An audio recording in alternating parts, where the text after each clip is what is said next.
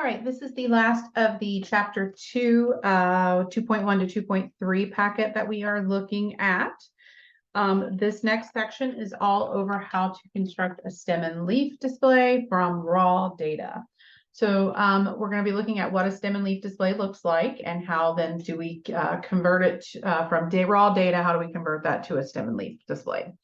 So it's a method of exploratory data analysis that is used to rank, order, and arrange data into groups. So notice we give you these, and you always have to have this as kind of your legend at the top of your stem and leaf. It tells you this is the stem and this is the leaf, and those put together represent the number 32. And we always want to also include what is the unit of measure. So the big thing is if you have a 3-digit number, we only include 1 digit in the leaf. So you would have a 2-digit stem in that situation. So notice this is the number 0. This would be 0, 3. So that'd just be 3, 12, 12, 17, 18, 18, 18, 19, 21, 21, 21, and so on. So like the last number is 51. And those are all representing pound measurements because that's what our legend says that they represent. So it's just a way to take your big list of data, order it from least to greatest, and kind of compress. Replications can be seen in the leaves of any digits that are repeating. But also, if you kind of turn a stem and leaf design on its side, it sort of looks like a histogram. You can kind of see these, as long as we evenly space, nicely line up all of the single digits, you have a nice distinct picture of what the histogram would kind of look like. So how do we create one? So the first thing is to divide the digits of each data value into 2 parts. The leftmost part is called the stem and the rightmost part is called the leaf. Align all the stems in a vertical column from smallest to largest. Draw a vertical line to the right of all the stems. So that's this pink line. Place all the leaves with the same stem in the same row as the stem and arrange the leaves in increasing order, so ascending order. Use a label to indicate the magnitude of the number in the display. We include the decimal position in the label rather than with the stem or leaf. So if this was supposed to be representing 3.2 instead of 32, we would write that in the note here on this side. We never would include the decimal in our actual problem for our graphic. We would put it in the legend part only. Okay. So let's look at this example. So we had, remember, our weights of carry-on luggage in pounds. So we had this data from a previous problem. And notice that the data values range from, no, this one actually might be a little different. It looks like we have a 0 weight on this one. So we're going to have data value from 0 to 47 pounds, which that's not correct. The highest it gets is not 47. I just caught that because I see right here we have a 51. Is that the highest that we get? Yeah, I think so. So that was just a mistype on my part, which includes 1-digit and 2-digit numbers, and it includes 5 decades. Decades. That should be pounds. Sorry, this must have been a newer version of the example from the previous textbook. So first, we write all of the 1-digit numbers with 2 digits. So 0, and that's because we want everything to have the same length of digits. So 0 would be 0, 0, 3 would be 0, 3. Then use 1 digit, the first digit, as the stem. So the stems are any of the beginning numbers in our 2-digit numbers. So we have zeros, we have 1s, 2s, 3s, 4s, and 5s. So that should have an and 5. The leaf digits are all the ones place unit digits that are associated with each stem. Okay, so that's our setup. Align all the stems in a vertical column from smallest to largest. Draw a vertical line to the right of all the stems. So notice, even if we didn't have any numbers in the teens, we would still include the 1. We don't want to jump over anything. We want to count by the same amount all the way up. So we have our 0 in our tens place, the 1s, the 2s, the 3s, the 4s, and the 5s. And then we have, again, this part right here is not the final answer. So what they did is essentially they did their 0, 1, 2, 3, 4, 5. And then I always tell students, just read the whole thing from left to right. As you see something that belongs in a specific stem, you put the 1's digit there in that row. So then you got the 30, we would put that 0. The 27, we would put the 7 here. Notice if I do it that way, I'm not going to skip over any numbers, and that way I can mark them off as I go. But the problem is I don't have my leaves in the order from least to greatest. So we fix that on our next step. So this is more just getting the data that's in the big list into a stem and leaf type display, okay? So it says place all the leaves with the same stem, the same row as the stems, and arrange them in increasing order. So that's this next step right here. So we've still got all of these that we read from left to right from the big list, and then we put them in order. So 3 zeros should be 0, 3. This, we would have 2 2s at the front, a 7, then 3 8s and a 9. So notice we've reorganized that. So we're just placing them in order so that if we wanted to count the numbers off, we would have the numbers in order from least to greatest, okay? Use a label to indicate the magnitude of the number in displays. That's where the 3/2 up here means 32 pounds for that weight of that luggage. Okay. So we're going to try one. So let's look at this one. It says wetlands offer diversity of benefits. They provide a habitat for wildlife, spawning grounds for U.S. commercial fish, and renewable timber resources.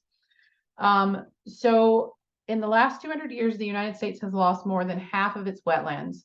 The Environmental Almanac gives the percentage of wetlands, so these are all percent values, lost in each state in the last 200 years.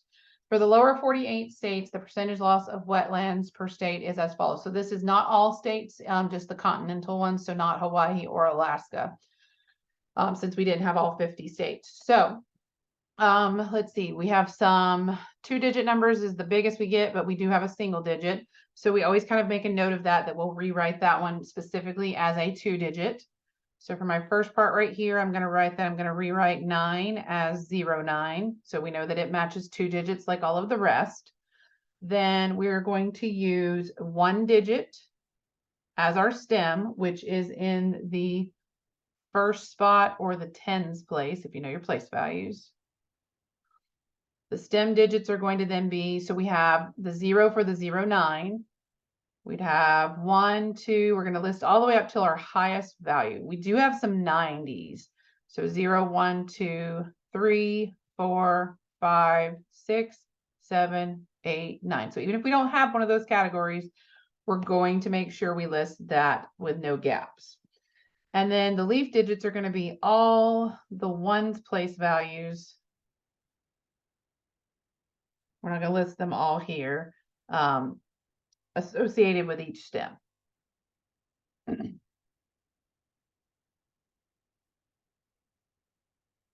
that's supposed to be a width. There we go. All right. So first step is just going to be to go from kind of listing our stems from 0 to 9. And I'm going to go ahead and put my little information up here. We're going to put that, and I usually just use the first number, 4/6 equals 46% of loss of wetlands. That's what it represents. And that'll go on the other one too once we've reordered it. So we need to have 0, 1, 2, 3, 4, 5, 6, 7, 8, and we'll have to scroll down just a bit for 9. Okay. So again, I go just from left to right up here. So let's see if I can get a pen. So 46 is going to go on the 4 stem. 37 is going to go here. There's going to be a 6 after that, so leave yourself a little space. 42, try to line up those ones digits. 81, 20, 73, 59, 35, 50, 87, 52, 24, 27, 38, 56, 39, 74, 56, 31, lots in the 30s, 27, there's our 91, 46, 09, 54, 52, 30, and 33, 28, 35, 35 again, 23, 90, 72, 85. Yeah, this is super exciting, I know. 42, 59, 50. Got a little off on my lining those up. 49, 48, 38, 60, 46, 87, 50, 89, 49, and 67. So just FYI, if you kind of turn that sideways, even before we order it, I already kind of see that this is not really symmetric data. We're kind of skewed more towards the right, because if you turn this, you'd kind of lay it over on its side this way. So it would be going from least to greatest. So that's something you can kind of look at as well. So to get the final answer though, we need to have everything ordered. So 4/6 means, remember, 46% loss of wetlands. We're going to list our stems again. So 0, 1, 2, 3, 4, 5, 6, 7, 8, 9. Try to order it a little bit. 9 was the only one in the 0 row. We didn't have anything in the 1 row, but here we need to organize our 20s. So we have a 0, and then the next lowest would be 23. So that's a 3, and then a 4, 2 7s, and an 8. So notice I'm trying to equally space those as best I can. For the 30s, we definitely had a 30. There was only one of those. We had a 31. We had no 32s, but we did have a 33. We had 1, 2, 3, 35. So 5, 5, 5. We had 136. We had 137. 2 38s. And a 39. So I always try to go back and double check with these long ones that I have the right number of items. So 1, 2, 3, 4, 5, 6, 7, 8, 9, 10, 11. 1, 2, 3, 4, 5, 6, 7, 8, 9, 10, 11. Okay, for the 4 range, for 40s, we had 2 42s. Those were our lowest ones. We had 3 46s. So 1, 2, 3. We had a 48. And 2 49s. Okay. So 1, 2, 3, 4, 5, 6, 7, 8. 1, 2, 3, 4, 5, 6, 7, 8. All right. For the 50s, we had 3 50s actually. So 50 is 3 zeros. We had 2 52s. We had a 54. We had 2 56s. And we had 2 59s. So just a tiny bit, one element shorter than the 3 row. So 1, 2, 3, 4, 5, 6, 7, 8, 9, 10. 1, 2, 3, 4, 5, 6, 7, 8, 9, 10. For the 6s, that one's already in order actually, so it's just recopying it. For the 70s, we need 72, then 73, then 74. For the 80s, we're close to being in order. We just need to swap that 5 and 7. So that's 1, 5, 7, 7, 9.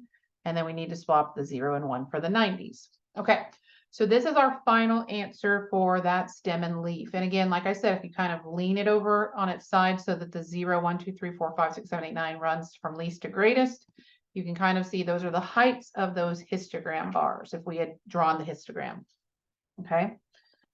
So I'm not going to rewrite the whole thing. I'm just going to say, see above, because we just did it. Sometimes they have us kind of replicate things multiple times in the notes, kind of not always needed. Okay.